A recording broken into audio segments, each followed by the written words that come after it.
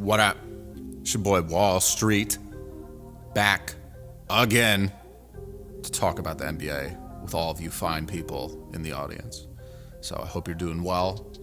Hope you're excited to talk, because that's what I'm here to do.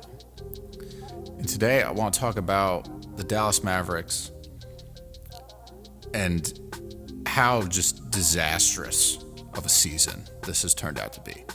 After coming off of a finals appearance last year, this team has just been destroyed, mainly by injuries, but also by their GM, Nico Harrison, who is most likely getting threatening emails and text messages and what have you from fans and other people, because this guy has really just made a muck of things.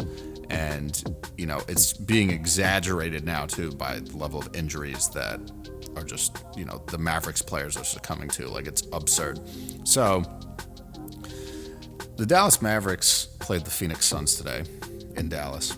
They wound up losing to Phoenix, who is right behind them in the standings. They are now a game and a half behind Dallas to overtake them for the 10 spot, which, frankly, if I'm Dallas, you better try and fall out of that play-in tournament, because what is the point?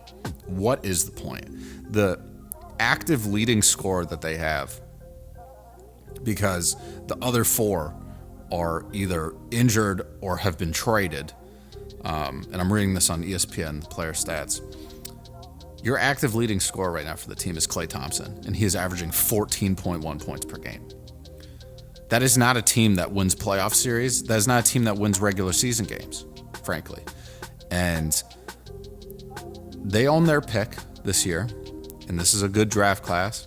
We got Cooper Flagg, Ace Bailey, Dylan Harper, VJ Edgecombe, all these guys, right? And excuse me. Excuse me, damn. Getting real choked up about this because I'm sad for the Mavericks fans, frankly.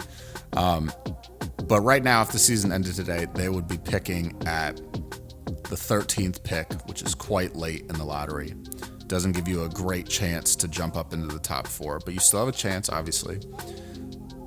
But if I'm the Mavericks, I'm trying to lose games so that I keep moving, closer to that top spot in the draft. Like I said, they own their pick. No protections, nothing. So wherever they pick, they're going to retain it. What is just a horrible season, though. Like, first of all, trading Luka Doncic was probably the stupidest trade in NBA history. Like, you already see how well he's doing on the Lakers. The Lakers are, I think they're second in the West right now. Like, incredible. Just absolutely incredible. And, obviously the Mavs haven't really been at full strength. Anthony Davis played one game, injured, hasn't played since. He's going to be continued to be evaluated, week after week. I think he just got cleared to do some more on-court activity in practice, but that's about it. It's probably not going to be anything substantial if he does return this season. Kyrie Irving, torn ACL, left knee, out for the season.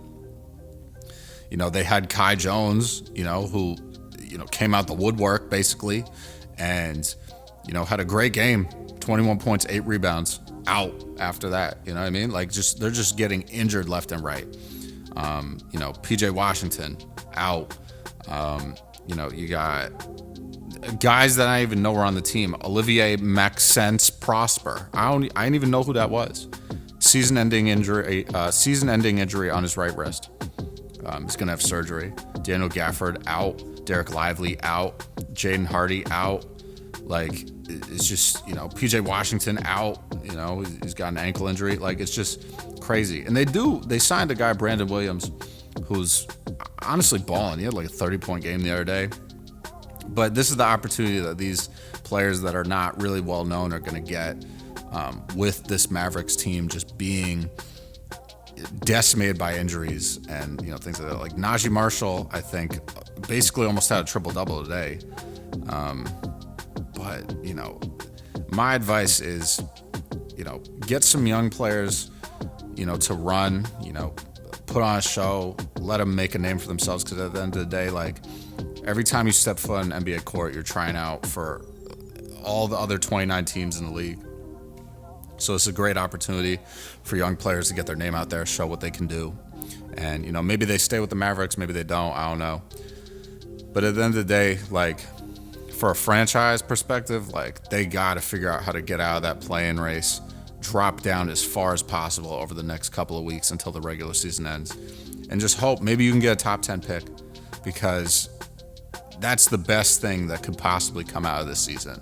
Is you trade Luka Doncic away, you basically destroy your franchise's future. Again, don't understand why Nico Harrison did that. You must, like, I don't know what he's smoking, but this is absurd. I cannot believe still to this day that Luka Doncic is an LA Laker.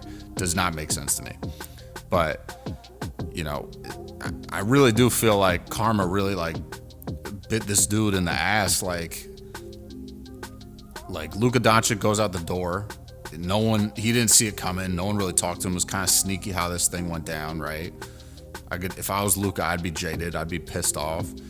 And, you know, first game, Anthony Davis injured. You know, Kyrie Irving injured, out for the season. Like, it really, really turned around and hit Nico Harrison and the Mavericks in the face. And, like, frankly, I feel bad for Jason Kidd, because I do not think he had any part in trading away Luka. I don't think he had any part in any of this stuff. And now he just has to coach this team that literally doesn't have players to play. Like, they might not even have 8 players, you know, when they play their next game, because of how many injuries there are and just, you know, the overall lack of talent. It's incredible. But, you know, bottom line, figure out how to lose games. Like, just get your pick as high as it possibly can be and just hope for the best next season. Hope that Kyrie Irving can come back by, I don't know, let's call it December or January. Like, because he tore his ACL late in the season. You know, like, that's, if you tear your ACL in October, you'll be back for next October, no doubt. But, like, you tear your ACL in March, like, that's tough. Like, you probably will not be back until December or January, like, at the earliest. And then, especially, that's if it's a full tear. I don't know if it's a full tear or a partial tear, but I think it's a full tear. Like, that's the earliest you're coming back, is like 9-10 months, right? And at that point too, it's like you're not gonna just be, you know, like, snap your fingers and be back. You know what I mean? It's not that easy. You know, it's gonna take some time to ramp up. So next season might be a wash too, right? And, like, at that point, Kyrie's gonna be, you know, mid-30s. AD's gonna be mid-30s. Like, it's just, you know, Klay Thompson's already mid-30s. You know, you really just leverage your team's future to get players that can't stay healthy. And, you know, shout out Max Christie, though. Max Christie is probably the best thing that came of the Luka trade, honestly. And, again, Anthony Davis, great player, just can't stay healthy. He just cannot stay healthy. So those are my thoughts, guys. I want to know what you think about the Mavericks, though. Do you think they are going to hold their play-in position? Do you think they're going to slide out? What do you think is the best move for this team going forward? I want to know your thoughts, so please leave some comments down below. If you enjoyed the video, hit that like button, hit that subscribe button, do all that stuff. I would greatly appreciate it. You know what it is. And without further ado, guys, I'm going to catch y'all later. You know, stay safe. Hope you have a great rest of your day, morning, afternoon, evening, all that. Enjoy that. And I'm going to check you later. Peace.